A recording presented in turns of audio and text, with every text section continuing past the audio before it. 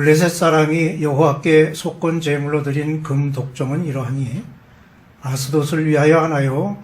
가사를 위하여 하나요? 아스글론을 위하여 하나요? 가드를 위하여 하나요? 에그론을 위하여 하나이며 드린 바 금 쥐들은 견고한 성읍에서부터 시골의 마을에까지 그리고 사람들이 여호와의 궤를 놓은 큰 돌에 이르기까지 5 방백들에게 속한 블레셋 사람들의 모든 성읍들이 수대로였더라. 그 돌은 베세메스 사람 여호수아의 밭에 오늘까지 있더라. 베세메스 사람들이 여호와의 궤를 들여다본 까닭에 그들을 치사 70명을 죽이신지라.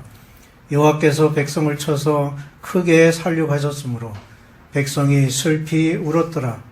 베세메스 사람들이 이르되 이 거룩하신 하나님 여호와 앞에 누가 능히 서리요?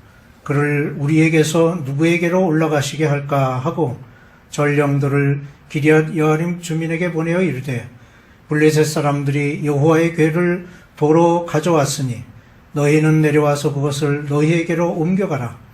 기럇 여아림 사람들이 와서 여호와의 궤를 옮겨 산에 사는 아비나답의 집에 들여놓고 그의 아들 엘리아사를 거룩하게 구별하여 여호와의 궤를 지키게 하였더니 궤가 기럇 여아림에 들어간 날부터 20년 동안 오래 있은지라. 이스라엘 온 족속이 여호와를 사모하니라. 아멘. 블레셋은 이스라엘로부터 빼앗은 언약궤를 그들의 신 다곤의 곁에 둠으로써 여호와 하나님을 복종시키려 했으나 오히려 우상의 몸체는 땅에 엎드려지고 동강났을 뿐 아니라 그곳 사람들이 그 하나님의 궤로 인하여 내려진 독종으로 고통을 당하게 되었습니다. 이스라엘과의 전쟁에서 승리하고 하나님의 궤를 빼앗은 블레셋 사람들이 빼앗은 궤를 전리품으로 가져왔지만 그들은 하나님의 징벌을 그들에게로 불러들이고 있다는 사실을 알지 못했습니다. 언약궤의 위력을 미처 생각하지 못했던 것입니다. 다곤이 여호와의 궤 앞에서 엎드려져 그 얼굴이 땅에 닿았고 그 머리와 두 손목은 끊어져 문지방에 있고 다곤의 몸뚱이만 남았더라는 말씀이 5장 3, 4절에 기록되어져 있습니다. 다곤은 블레셋의 민족 신으로 얼굴은 여인의 형상이며 팔, 다리, 가슴 등을 지니고 있는 물고기 모양의 신상입니다. 다곤의 하체가 물고기 형상을 하고 있는 것은 생명의 근원을 물로 보고 있는 해양성 풍요의 신이라고 볼 수 있습니다. 그런데 하나님의 궤 옆에 놓여져 있던 다곤의 목이 끊어져 넘어진 것을 본 블레셋 사람들은 완전히 혼란에 빠지고 말았습니다. 그들의 신이 파괴되었을 뿐만 아니라 그들에게 내려진 악성 종기 때문에 괴로움을 겪게 된 것입니다. 하나님의 임재를 상징하는 언약궤의 위력은 그들에게 위로와 축복이 아닌 저주와 괴로움을 안겨주었습니다. 그들은 몹시 당황하였습니다. 6장 2절에 보면 우리가 여호와의 궤를 어떻게 할까 하면서 빼앗은 궤를 이 성 저 성으로 보내며 어떻게든지 잘 처리해 보려고 애썼습니다. 하지만 그런 애씀에도 불구하고 그들의 고통과 불안은 더욱 커졌습니다. 그것은 마치 빌라도가 그러면 그리스도라 하는 예수를 내가 어떻게 하랴는 말과 같이 예수 그리스도를 제거하려고 애썼던 것 같은 것이었습니다. 빼앗은 하나님의 궤를 처음에는 아스돗에 두었습니다. 하나님의 궤를 다른 신들 중 하나로 여겨 자기들이 섬기는 신이 이스라엘의 하나님을 이겼다고 생각했지만 언약궤의 위력으로 다곤 신이 넘어졌을 뿐만 아니라 그곳 사람들에게 악한 종기가 발생하여 고통을 겪게 되었습니다. 그러자 방백들이 의논하여 그 궤를 가드로 옮겨갔습니다. 이때만 해도 아무 문제가 없을 것으로 보았습니다. 하지만 여호와의 손이 그 성읍에 큰 환란을 더하심으로 또다시 큰 고통을 겪게 되었습니다. 할 수 없이 이번에는 에그론으로 옮겨갔습니다. 하지만 앞에서 두 도시에서 당한 그 고통을 알고 있는 에그론 사람들은 이스라엘 신에게를 우리에게로 가져와 우리 백성을 죽이려 한다고 부르짖었습니다. 결국 하나님의 궤를 그들의 진영에 두지 못하고 이스라엘로 돌려보내게 되었는데, 속건 제물로 블레셋 방부의 수대로 금 독종 5과 금쥐 5마리와 함께 새 수레를 만들어 있던 곳으로 돌려보내게 되었습니다. 블레셋 사람들은 이 언약궤가 자기들을 다스리지 않도록 하기 위해서 보내버린 것입니다. 이 언약궤처럼 그리스도께서는 대제사장들의 선동에 의해 넘겨지셨습니다. 그런데 하나님의 궤가 있는 곳이 그들에게 축복이 아닌 저주로 나타났습니다. 그들은 죄에 대한 회개나 용서에 대한 간구가 없이 언약궤가 없었던 이전의 상태로 되돌아가기만을 바랐습니다. 왜냐하면 그들이 하나님의 궤를 간직하는 한 이전처럼 살아갈 수 없다고 생각했기 때문입니다. 그들은 그것을 보내버리든지 아니면 하나님과 화목하게 되든지 둘 중에 하나만 선택해야 했습니다. 그들은 이 경험을 통해 하나님의 궤가 가지고 있는 신적 능력의 분명한 증거를 보게 된 것입니다. 6장 9절로 이어지는 말씀을 보면 잘 알 수가 있는데, 그 수레를 끌고 가는 암소들은 곧장 벳세메스로 달려갔습니다. 9절에 보고 있다가 만일 궤가 그 본 지역길로 올라가서 벳세메스로 가면 이 큰 재앙은 그가 우리에게 내린 것이요 그렇지 아니하면 우리를 친 것이 그의 손이 아니요 우연히 당한 것인 줄 알리라고 했고, 암소가 벳세메스 길로 바로 행하여 대로로 가며 갈 때에 울고 좌우로 치우치지 아니하였고 라는 12절 말씀을 우리는 볼 수가 있습니다. 그들은 이 모습을 보면서 이스라엘의 하나님께서 언약궤와 함께 하시며 그것을 통해 이스라엘 백성과 관계를 맺어 오셨다는 또 다른 증거를 확인하게 된 것입니다.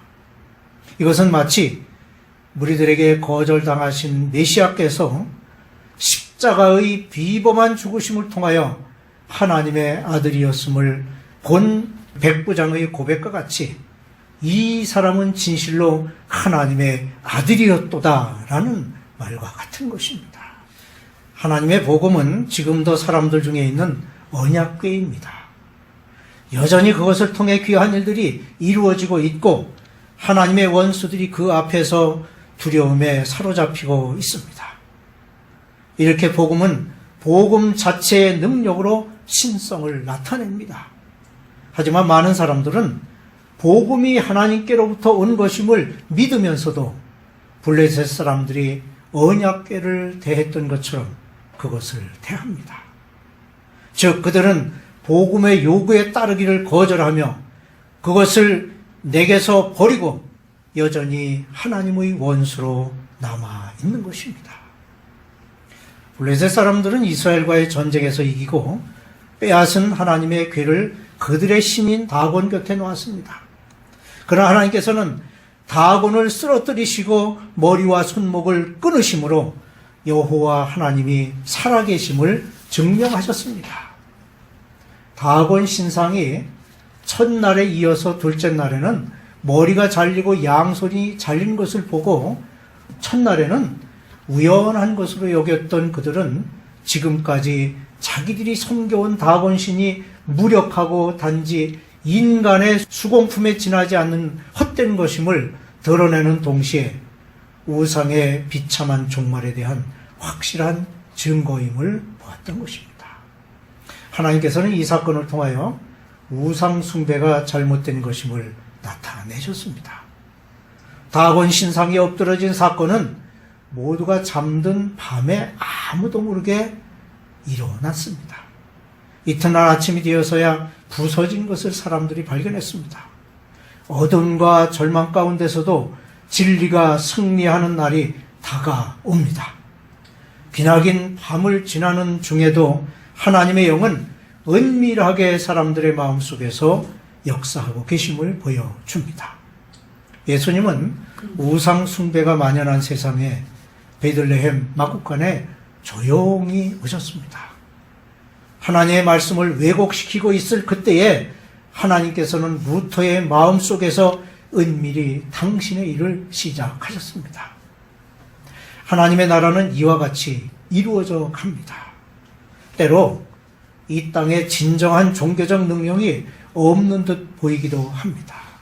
하지만 그때에도 하나님을 굳게 믿고 있는 사람들을 통하여 여기저기에서 옛날 선지자들이 외쳤던 것처럼 역사하고 계십니다.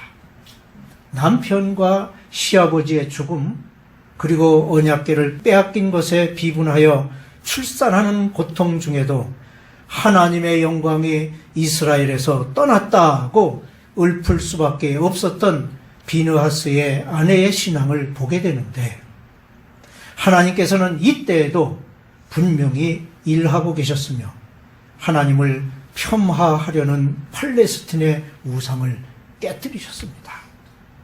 하나님께서는 블레셋의 우상 다곤을 무너뜨리셨을 뿐만 아니라 아스돗, 가드, 에그론 사람들에게 진노의 손을 펼치셔서 그들로 하여금 하나님의 큰 권능을 실감하도록 하셨습니다. 하나님은 자비의 하나님이신 동시에 위엄의 하나님이시기도 하십니다. 하나님은 그 앞에 순종하며 나오는 자들을 사랑하시며 축복하시지만 자신을 모독하고 자기 백성을 대적하는 자들은 진노로 징계하십니다. 그 대표적인 예가 바로 블레셋이었습니다. 그들에게 진노하신 이유가 있습니다. 첫째로 그들은 어리석었습니다. 블레셋 사람들은 이스라엘과 싸워 이긴 표적으로 하나님의 궤를 가져왔다고 자신감에 차 있었습니다. 하지만 이스라엘이 언약궤를 빼앗겼기 때문에 이스라엘의 하나님이 무능한 것은 아니었습니다. 오히려 하나님의 섭리가 그렇게 하신 것입니다. 즉 언약궤가 블레셋 땅으로 들어온 이후 그들의 근심거리가 생기게 된 것입니다. 독종의 고통에서 벗어나려 애썼지만 그들은 근본적인 원인 치료에는 관심이 없었고 단지 그 궤를 이동시켜 화를 면해보려 했습니다. 어리석게도 그들은 하나님의 주권적인 위력을 인정하려 하지 않았습니다. 그들은 출애굽 과정에서 행하신 하나님의 능력을 알고 있었지만 단지 이스라엘의 하나님을 많은 신들 중 하나로 생각하여 하나님의 능력을 폄하하려 했던 것입니다. 이것이 하나님의 진노를 일으키게 한 것입니다. 둘째로 그들은 교만했습니다. 자기들의 힘으로 이겼다는 교만함을 가지고 자신을 믿고 우상시하는 교만에 빠졌습니다.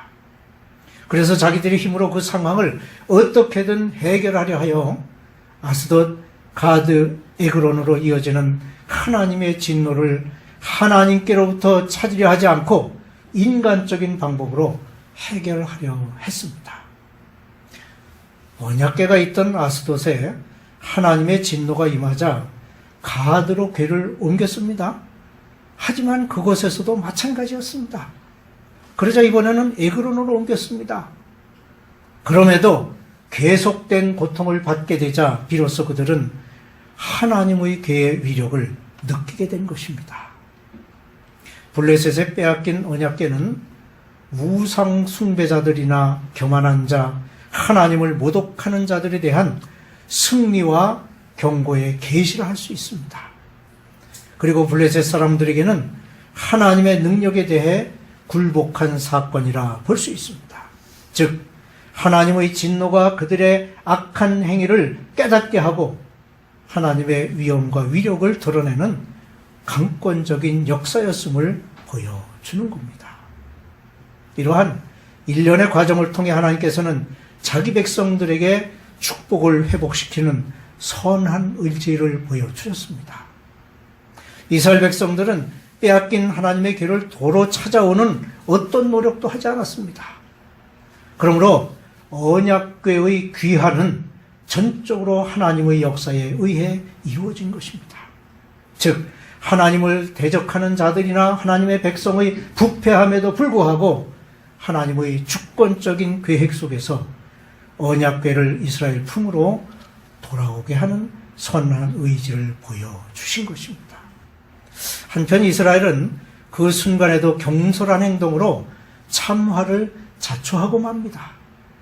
언약궤를 다시 찾아 기쁨의 축제를 벌이고 있던 벳세메스에서 하나님을 경외하는 마음이 없이 그 궤를 들여다본 것으로 인해 하나님의 진노를 사게 된 것입니다. 인간의 본성 가운데 호기심이라는 것이 있습니다. 호기심은 때로 그 사물을 뜯어보고 연구하여 새로운 사실을 발견하게 하기도 하지만 자신의 재능을 발견하여 과학적인 발명과 인류 문명에 위대한 업적을 남기는 선한 동기가 되기도 합니다. 그러나 이와는 달리 사람의 약점이나 비밀 또는 슬픈 사연들을 캐내고자 하는 죄악된 호기심이 인간의 마음에 잠재되어 있습니다.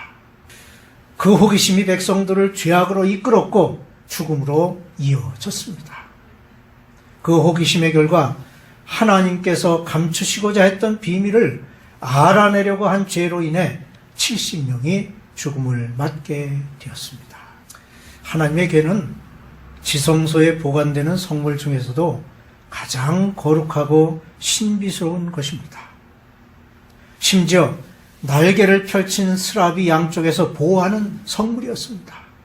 그야말로 거룩한 것을 경솔하게 대한 것은 하나님을 모독하는 행위였습니다. 그들의 호기심은 그들을 유혹하였고 그리하여 궤를 열어보았던 사람들에게는 죽음의 비극이 안겨지게 된 것입니다. 호기심은 진리를 발견하고 인간의 삶과 행복을 향상시키는 방법으로 유용한 것이기도 하지만 겸손함과 경외심이 수반되지 않으면 안 되는 것입니다. 하나님의 임재를 상징하는 언약궤는 인간의 눈으로 볼 때 그저 상징적인 상자에 불과할 수 있습니다. 그러나 하나님을 불신하고 하나님의 권위를 폄하하려는 블레셋에게는 진노의 대상으로 고통을 겪게 된 것이었습니다. 또한 법궤를 들여다보므로 하나님을 모독한 죄가 되어 죽음을 맞게 된 사건을 보면서 우리는 하나님을 경외하고 그분의 임재를 두려워하고 겸손함을 잃지 않는 성도가 되어야 하겠습니다.